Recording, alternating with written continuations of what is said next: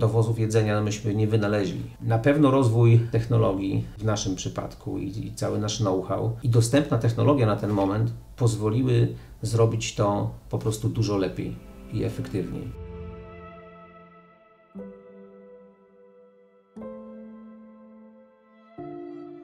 Przyjemnie się obserwuje, jak praca wkładana w rozwój tego produktu przekłada się później na skalę działania na innych ludzi, prawda? Na pracę kurierów, na restauratorów, którzy korzystają z usługi. Każda zmiana, którą wprowadzamy w tym systemie, od razu wpływa na to, jak funkcjonuje na przykład restauracja, prawda? Korzystająca z naszej usługi i to daje dużą satysfakcję.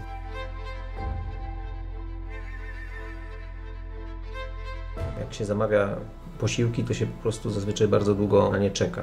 Tak było 8 lat temu, kiedy myśmy zaczynali. W 4 tygodnie przygotowaliśmy wszystko i ten biznes uruchomiliśmy. Pojechaliśmy do Wrocławia, tam porozmawialiśmy z około 10 restauratorami i oni bardzo entuzjastycznie podeszli do tego pomysłu, żeby odciążyć ich od wszystkich bolączek związanych z samodzielną obsługą dowozu.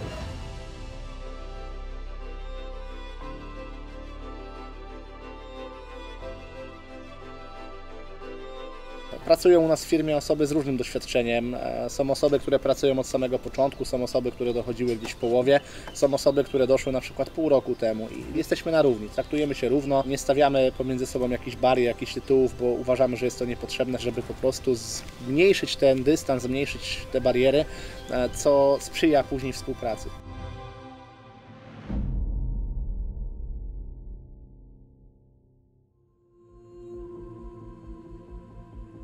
Czym się Stawa różni od innych firm food delivery? Przede wszystkim faktem, że my nie prowadzimy strony ani aplikacji do zamawiania posiłku. My jesteśmy firmą na dzień dzisiejszy, jesteśmy firmą czysto logistyczną, czyli zajmujemy się wyłącznie tym aspektem dowozu. I niezależnie od tego, czy zamówienie pochodzi ze strony restauratora, to zamówienie telefoniczne, czy też zamówienie jedno z tych portali, które większość ludzi zna, ono ostatecznie często trafia właśnie do Stawy i to my je zawozimy, bo restaurator nam po prostu zleca dowóz. Jesteśmy takim niezależnym od źródła zamówienia operatorem logistycznym, który może zawieźć zamówienie pochodzące z wielu różnych źródeł.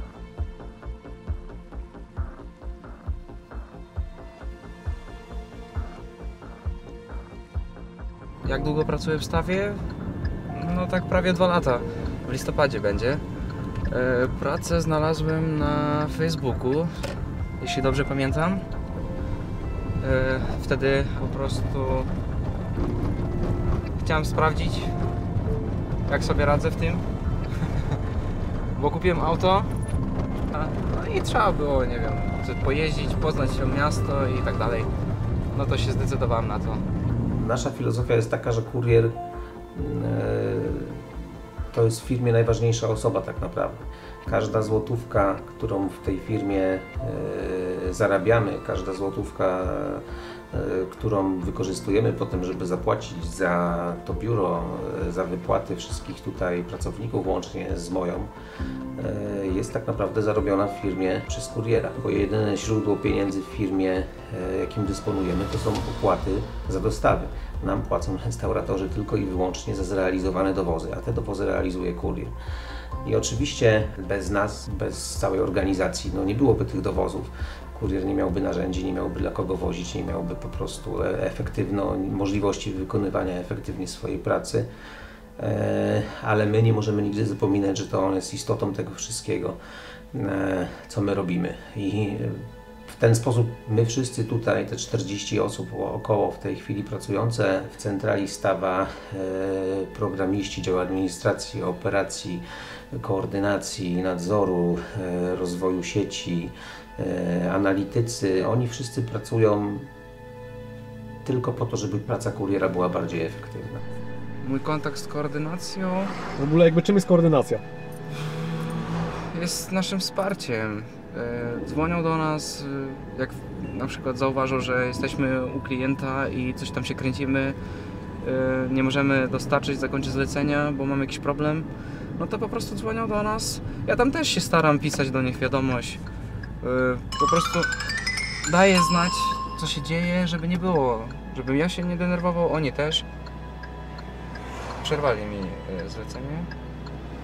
O, ten żółty pasek przydzielony do innych zleceń. Widzisz? Nawet Agnieszka do mnie dzwoni od razu. Coś jest nie tak. Coś chcę powiedzieć. Hej Aga.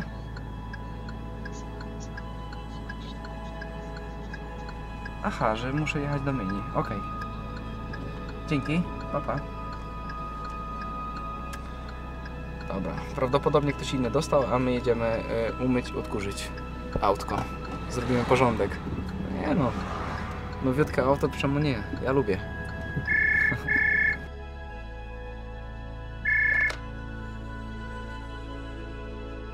Moja praca polega na nadzorowaniu, można tak powiedzieć, nadzorowaniu pracy kurierów, tym jak zlecenia pojawiają się w systemie i nadzorowaniu ich przebiegu. Tak samo jeżeli kurierzy mają problem, czy w restauracji, czy u klienta, kontaktujemy się z nimi, czy oni z nami, żeby po prostu pomóc im w rozwiązaniu danego problemu. Jesteśmy, można powiedzieć, takim wsparciem dla nich, żeby te dostawy przechodziły jak najbardziej płynnie. Tak samo jeżeli restauracja ma jakiś problem, czy z dodaniem zamówienia, czy mają jakieś niejasności co do działania aplikacji, wtedy kontaktują się z nami i my im to wyjaśniamy, żeby nasza współpraca przebiegała jak najlepiej, jak najbardziej płynnie. Jak współpracuje koordynacja z kierownictwem? No i ja to rozumiem tak, że po prostu Agnieszka pilnuje, ma swój tablet, komputer, to wszystko widzi i stara się być przy tym i jak jest potrzeba, jak jest możliwość, to też kieruje nas na myjnię, daje nam przerwę lub na przykład widzi, że nie jest to odpowiedni moment na to, żeby dawać kurierowi przerwę, to wtedy po prostu odwołuje, mówi koordynatorom, przekazuje to i po prostu dostajemy wiadomość. Kim jest franczyzobiorca w stawie? Jest to osoba, która jakby odpowiada za wszystko, można tak powiedzieć, czyli za pozyskiwanie nowych restauracji, za pozyskiwanie kurierów, za rozliczanie się z restauracjami, za rozliczanie się z kurierami, za trzymanie porządku w swoim sprzęcie, tak. No jest to osoba, która cały czas musi być, jak to się mówi, podpięta pod prąd i osoba, która kontroluje swój oddział, czyli jakby podsumowując, franczyzobiorca jest to osoba, która po prostu prowadzi swój biznes, oddział. Oczywiście od nas dostaje cały know-how, ale to też nie jest tak, że my po prostu mamy napisane wszystko po wprowadzeniu tego wszystkiego trzeba po prostu jeszcze dopasować sytuację rynkową w danym mieście. Już Wam wszystko będę tłumaczył. Ogólnie mamy dwa zestawy dokumentów, obydwa oczywiście podpisujecie, natomiast dzisiaj niestety z nimi nie wyjedziecie, dlatego że po prostu musi jeszcze prezes podpisać. A taką zasadę mamy, że dopiero jak podpisał, no to super, to wyjedziecie. Mój błąd, przepraszam. Marta ogarnia akurat dokumenty, więc ona wie więcej ode mnie w tym zakresie i widać, że ogarnęłam po prostu. Dobra, super. Właśnie od troszeczkę ponad 2 lat zajmuję się tym, czym się zajmuję, czyli zajmuję się pozyskiwaniem nowych franczyzobiorców. Jestem odpowiedzialny za dział rozwoju sieci, tak więc przede wszystkim moim głównym zadaniem jest rozwój, czyli pozyskiwanie, poszukiwanie nowych partnerów, dlatego że nie sprzedajemy franczyzy. My szukamy ludzi, którzy wspólnie z nami będą budowali tą markę, wspólnie z nami będą rozwijali tą markę, którzy nie będą traktowali tego jako takiej zwykłej pracy dodatkowej, czegoś na uboczu, jakiegoś takiego pasywnego źródła dochodu, tylko którzy się w 100% zaangażują w swój dział, dlatego że wiemy, ja z własnego doświadczenia jako kurier, jako lider, jako osoba operacyjna widzę i doskonale sobie zdaję sprawę z tego, że tylko w takiej formie to ma prawo wyjść i się udać i możemy z tego czerpać satysfakcję zarówno finansową, jak i realizować swoje jakieś cele, swoje ambicje, no tylko trzeba odpowiednio do tego podejść, no i przede wszystkim trzeba się w 100% zaangażować. Franczyza to tylko jeden z modeli operacyjnych, jakie stosowaliśmy w stawie. Zaczynaliśmy od prowadzenia własnych oddziałów, ale zdecydowaliśmy się przejść na franczyzę z powodu tego, żeby mniej kapitału centrali angażować w rozwój, bo franczyzobiorcy w początkowej fazie angażowali głównie swój kapitał w inwestycje w oddział. Drugi powód to taki, że w każdym oddziale mamy przedsiębiorcę, który prowadzi własny oddział, więc w mniejszym stopniu administracyjnie obciąża to centralę. I podobnie jest z kwestią samochodów i rowerów. Dzisiaj jeździmy samochodami tylko z tego powodu, że naszym klientom zobowiązujemy się rozwieźć wszystkie dostawy, które do nas wyślą, a w przypadku brzydkiej pogody wysyłają ich do nas więcej. Podczas gdy na rowerach jest wtedy mniej ludzi chętnych do pracy, dlatego stosujemy samochody. Natomiast gdyby nasi klienci akceptowali mniejszą dostępność usługi w czasie deszczu, moglibyśmy śmiało jeździć rowerami i osiągalibyśmy jeszcze wyższą efektywność i jeszcze lepsze wyniki finansowe niż dzisiaj. A dlaczego Stawa? No, wydała mi się firma bardzo rozwojowa. Rynek dostawy wydaje mi się bardzo rozwojowy i przyszłościowy, że będzie się ten rynek rozwijał, że będzie coraz większe zapotrzebowanie na dostawy, że coraz więcej różnych produktów ludzie będą potrzebować mieć dowiezionych bezpośrednio do domu. Jeżeli chodzi o otwarcie oddziału, no to od centrali dostajemy całą wiedzę, tak jak know-how, cały harmonogram tydzień po tygodniu, jak ma to wyglądać. No, pomagają praktycznie we wszystkim od A do Z, no ale gdzieś dobrze jak sami znajdziemy tą lokalizację biura, bo znamy miasto, znamy teren. Tak dzisiaj 3-dniowe szkolenie na koordynacji, później w przyszłym tygodniu 2-dniowe szkolenie w centrali też tutaj i w następnym tygodniu 3-dniowe szkolenie już w oddziale franczyzowym w jakimś innym mieście. W pewnym etapie człowiek jest zapraszany na taką pierwszą wizytę w oddziale Stawy. Można zobaczyć, jak to faktycznie działa, gdzie niektóre obawy mogą u przyszłego franczyzobiorcy zniknąć. Zacząłem szukać franczyz w ten sposób, że co mogą zaoferować. I akurat najlepszą opcją franczyzową dla mnie była Stawa. Na początku zawsze są te obawy. Myślę, że ten czas, który Stawa daje na sprawdzenie przyszłych franczyzobiorców, raz jest czasem bezpieczeństwa dla mnie i też dla Stawy. Stawa od samego początku nie ukrywa swoich działań. Człowiek zainteresowany może sobie spojrzeć na to, tak naprawdę jak wygląda oddział, jak wygląda praca kuriera, jak wygląda koordynacja, współpraca.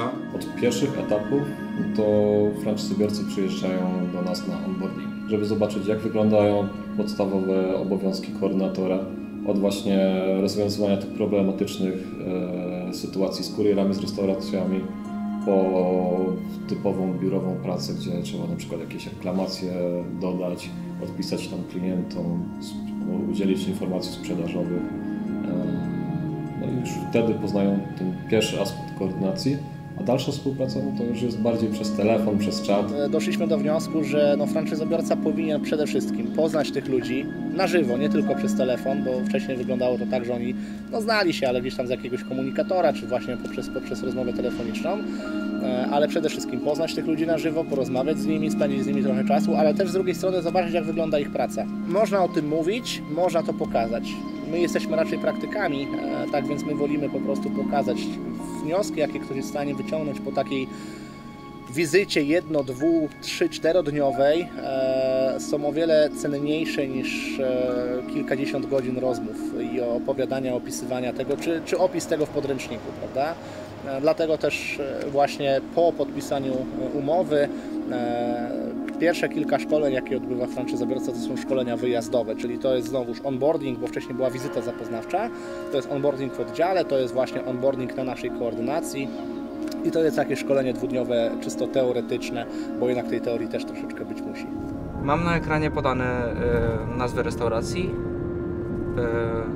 czas na dojazd. Mogę też zobaczyć adres klienta. Wtedy wiadomo na przykład z której strony, którą drogą możesz jechać, jaki kierunek wybrać. Każdy z nas jest zainteresowany w tym, żeby jak najszybciej dostarczyć, wykonać swoje zadanie. Nie? Te narzędzia dla kierowców, czyli aplikacja, narzędzia dla restauracji, integracje z innymi systemami, to są wszystko rzeczy, które muszą dawać i naszym kurierom, i restauratorom, którzy korzystają z tej usługi, wygodę z korzystania z tego narzędzia. W naszym zespole zajmuję się technologią, czyli zarządzam zespołem programistów i pracami nad rozwojem systemu informatycznego Stawy. Nasz zespół to jest w tej chwili około 10 osób. Na co dzień Zadania są rozdzielone pomiędzy osoby, też członkowie tego zespołu mają swoje specjalizacje, nie każdy się zajmuje wszystkim. Czyli ogólnie pracuję nad głównym systemem, tak zwana nasza podstawa admin, tak go nazywamy. Tak, jeśli chodzi o pracę działu IT, głównie rozwój systemu, tak, czyli dodanie nowych funkcji, czy też usprawnianie pewnych funkcji, tak. W ciągu dnia przetwarzamy kilka tysięcy zamówień. Nie jesteśmy w stanie tego manualnie to odpowiednio rozdysponować, dlatego technologia, oprogramowanie tutaj jest bardzo kluczowe, żeby to wszystko działo się jak najbardziej automatycznie, żeby człowiek miał tutaj jak najmniej ingerencji i dzięki temu też, że mamy odpowiednie algorytmy, jesteśmy w stanie dobrać optymalne trasy pod względem wydajności kuriera, jego czasu pracy i tak dalej, żeby w 100% wykorzystać czas pracy kuriera. Zajmujemy się tym, żeby wykorzystać trafik w przewidywaniu tras kurierów. Generalnie można sobie to tak uproszczenie wyobrazić coś jak Google Maps, czyli jakby kurier musi dojechać z punktu A do punktu B i trzeba obliczyć, ile zajmuje przejazd między tymi dwoma punktami, ale żeby uwzględniał też to, jaki jest trafik, jakie jest stężenie ruchu na drodze i też jak się zmienia to w ciągu tygodnia, jak się zmienia w dni takie nietypowe typu 8 marca albo walentynki, jakieś święta, dni wolne. Polega to na tym, że restauracja, kiedy wrzuca nam zamówienie, my staramy się przydzielić kurierowi w taki sposób, aby zamówienie zostało zrealizowane w jak najlepszym czasie oraz żeby było w miarę po drodze, tak aby kurier nie musiał nadkładać drogi. Dzięki temu jesteśmy w stanie realizować zamówienia z większą efektywnością, niż gdyby ten kurier jeździł samodzielnie dla jednej restauracji. Dzięki tej aplikacji kurier wie, co ma robić, krok po kroku. Dostaje komunikaty z aplikacji, gdzie ma jechać i te komunikaty generowane są właśnie przez VRP. Nie jest sztuką kupić samochody i wypuścić kierowców na miasto. Cała sztuka polega na automatycznym układaniu optymalnych tras dla kierowców, tak żeby efektywność ich pracy była jak najwyższa i tym zajmuje się nasz system przede wszystkim. Plus do tego wspomaga osoby prowadzące oddziały naszych franczyzobiorców w zarządzaniu tym oddziałem, czyli automatyzuje im codzienne zadania dotyczące rozliczeń z kurierami, rozliczeń z restauracjami, administracyjne zadania takie jak rekrutacja kurierów czy zarządzanie grafikiem ich pracy. Tak naprawdę dla nas najważniejsze jest to, że mamy zrobić jedzenie, tak? Wbijamy je po prostu na tablet, dostajemy informację, że kurier po nie przyjedzie.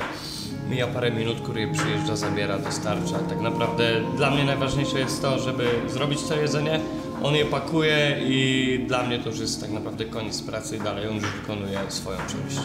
Dość długo korzystaliśmy ogólnie z własnych kurierów i ja nie ukrywam tego, że czekałem na takie rozwiązanie, które zdejmie mi to z głowy. Bo jeżeli chcemy robić jedzenie, to nie do końca możemy mieć czas na to, żeby jednak pilnować tego, czy ktoś to dowozi. W sumie dzięki temu, że stawa tak naprawdę, wiesz, ja w restauracji miałem jednego kuriera lub dwóch w weekend, tak? Stawa ma ich więcej i kręcą się w kółko. Więc tak naprawdę jak on podjedzie do jednej restauracji i za chwilę wjedzie do mnie, weźmie i wiesz, krążenie, tak? Więc to jest komfortowe, bo samemu w restauracji nie jesteś w stanie zrobić czasu. Musiałbyś mieć 5 kurierów, co nie do końca byłoby tak naprawdę rentowne. No i tak w sumie 3 lata już działamy razem. No i szczerze nie wyobrażam sobie, żeby wrócić do własnych kierowców. Rozliczenia są systematycznie raz w tygodniu, czyli tak naprawdę nie ma tego zamieszania gotówkowego, nie przychodzi kurier, nie daje ci żadnych pieniędzy, więc wiesz, w weekend tak naprawdę nie ma na to czasu. Czy ktoś zostawi ci pieniądze, czy ci nie zostawi, więc tak naprawdę to jest bardzo dobrze rozwiązane, bo te zamówienia się zbierają, przychodzi rozliczenie, wszystko dokładnie, ile było dowozów, jakie, czy były płatnością online, czy były gotówkowe, ile to trwało, więc dostajesz taką pigułkę informacji tak naprawdę i rozliczenie, przelew, dziękuję, więc ja uważam, że to jest najlepsze rozwiązanie, bo to zamieszanie z pieniędzmi mogłoby wprowadzić duży chaos. Co tydzień rozliczamy nasze restauracje pod względem przepływów pieniążków od klientów restauracji.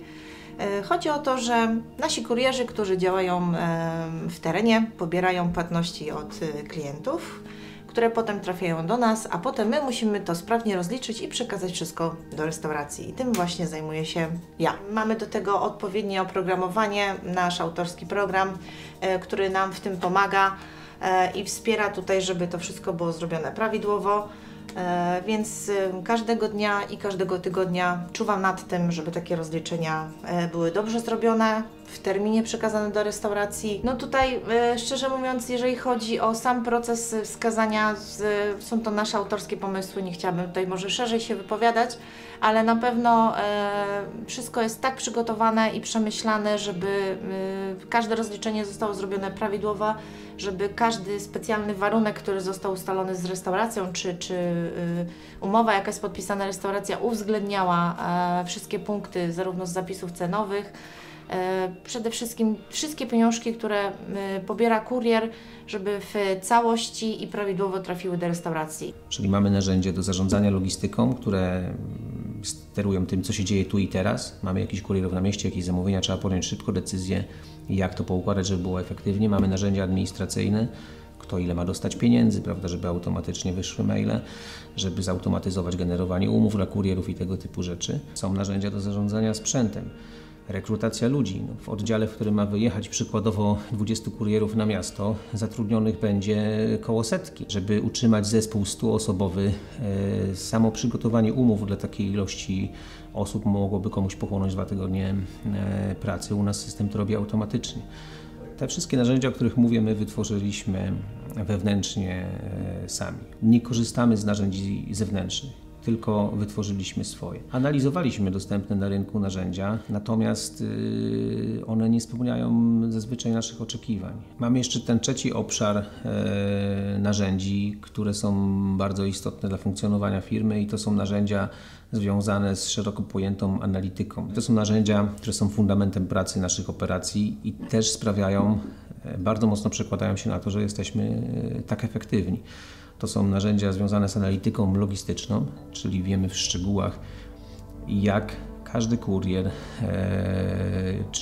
czy każda restauracja efektywnie dla nas pracuje logistycznie. A drugi obszar tych narzędzi to są narzędzia do monitorowania finansów oddziałów, czyli trochę bardziej z lotu ptaka popatrzeć. Ta efektywność logistyczna przekłada się po prostu na to, jak dużo trzeba mieć kurierów, żeby rozwieźć pewną ilość zamówień, jak dużo trzeba mieć samochodów. Tak, na co chciałem zwrócić uwagę, to właśnie na jednak robienie tych audytów. Wiemy, że czasami się po prostu tego nie da zrobić, ale później, gdy nie ma tego audytu i nie jesteśmy w stanie jakby udowodnić i pokazać, jak woził restaurator i w jaki sposób on sobie swoją logistykę układał, jest ciężko w ogóle wytłumaczyć i doprowadzić do jakby, żeby on zrozumiał, o co chodzi. Czym się zajmuje dyrektor operacyjny? Odpowiada za cały dział operacyjny, czyli nadzorowanie przygotowania franczyzobiorcy do otwarcia oddziału, jak i również po naszej stronie jest odpowiedzialność pilnowania tych oddziałów pod kątem finansowym, żeby każdy oddział, każdy nasz franczyzobiorca uzyskiwał odpowiednią marżę, by pilnował wszystkich rzeczy operacyjnych, tak? Czyli odpowiednio dobierał grafik do ilości, żeby gdzieś tam nie pojawiały się sytuacje takich, że nie wiem, braku kurierów na zmianie, braku samochodów, braku sprzętu. No, to są takie rzeczy bardzo istotne i ważne w codzienności w funkcjonowaniu takiego oddziału. Jak się znalazłem w stawie? Wcześniej pracowałem około 10 lat w dużych firmach kurierskich. No i co? No i postanowiliśmy otworzyć oddział.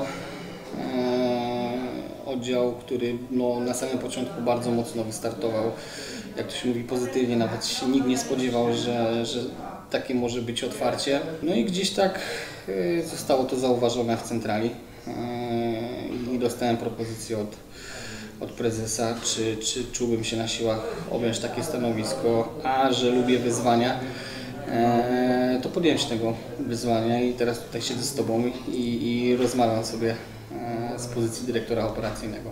Jak budujemy zespół w stawie? Przede wszystkim tak, żeby każda osoba na każdym stanowisku była jak najbardziej kompetentna do wykonywania danych obowiązków. Jeżeli mówimy o stanowiskach operacyjnych, to w związku z tym preferujemy bardzo mocno rekrutację ludzi z wewnątrz, żeby osoby, które podejmują decyzje przekładające się bezpośrednio na pracę kuriera, rozumiały tą pracę. I jeżeli spojrzy się na przekrój naszej firmy na tego typu stanowiskach, to od samego dyrektora operacyjnego przez szereg innych kierowniczych stanowisk to są właśnie tego typu osoby. Dyrektor operacyjny został zrekrutowany spośród naszych franczyzobiorców, a swoją karierę zaczynał jako kurier, a potem kierownik w innych dużych firmach kurierskich. Samuel, nasz key account manager, zaczynał jeszcze jako kurier we Wrocławiu u nas, później był koordynatorem i przechodził przez szereg różnych stanowisk. Dzisiaj odpowiada za obsługę naszych kluczowych klientów. Jarek, który kieruje całym działem rozwoju sieci, również był kurierem w Opolu, później był liderem zespołów kurierskich, następnie był asystentem w dziale rozwoju sieci, a dzisiaj tym działem rozwoju sieci kieruje samodzielnie. Michał, który kieruje działem sprzedaży naszym, również był kurierem, był koordynatorem, prowadził 2 oddziały nasze własne, centralne, więc ma też ogromne doświadczenie. Sebastian, nasz kierownik koordynacji, również zaczynał jako kurier, jako koordynator, dzisiaj kieruje całym działem koordynacji. Natomiast są takie obszary w działalności firmy, gdzie zewnętrzne doświadczenie jest bardzo ważne i może przynieść do firmy wartość. I tak przykładowo Oktawian, który zajmuje się u nas analityką logistyczną i rozwojem logistyki, jest profesorem tytularnym i był jednym z najmłodszych profesorów w Polsce. Ma gigantyczne doświadczenie w analizie danych i w tego typu zagadnieniach. Szukając księgowych też szukamy ludzi z doświadczeniem i takich też mamy na tych stanowiskach. Cała Rada Nadzorcza, która wspiera nas doradczo i nadzorczo, składa się z osób z ogromnym doświadczeniem, bo mamy tam byłego prezesa Nike i Telepizzy, byłego prezesa Pizzy Portal, człowieka, który jest licencjonowanym doradcą inwestycyjnym, prawnika z doświadczeniem w transakcjach fuzji i przejęć, człowieka, który też kieruje ogromną firmą transportową w Polsce obecnie i ma duże doświadczenie w bankach inwestycyjnych, więc lubimy się otaczać ludźmi z dużym doświadczeniem z zewnątrz, tam gdzie to rzeczywiście przynosi wartość do firmy. Natomiast w zakresie tego, co jest istotą naszej działalności, czyli dowozów i efektywności tych dowozów, to my jesteśmy najlepsi na świecie, więc my wiemy, jak najlepiej to należy robić, dlatego preferujemy rekrutację z wewnątrz, bo te zewnętrzne doświadczenia w tym zakresie mają mniejszą wartość niż głębokie zrozumienie naszego biznesu. Patrząc się na to, co do tej pory osiągnęliśmy w tych obszarach, w które inwestowaliśmy. Wiem, że osiągnęliśmy bardzo wiele w tych obszarach już dzisiaj, a z drugiej strony widzę, ile procesów różnych, ile mamy projektów w trakcie, jak one mają ogromny potencjał, żeby nas jeszcze nieprawdopodobnie rozwinąć w tych kierunkach, żeby ta efektywność tego, co robimy, jakość tego, co robimy, była jeszcze wyższa. Więc z jednej strony mamy duże osiągnięcia, z drugiej strony ja wiem, że jesteśmy dopiero na początku swojej drogi. I patrząc się na to, jak dużą mamy przewagę w pewnych obszarach, i to tych fundamentalnych, uważam, że Stawa za 10 lat będzie fundamentem większości światowego rynku food delivery.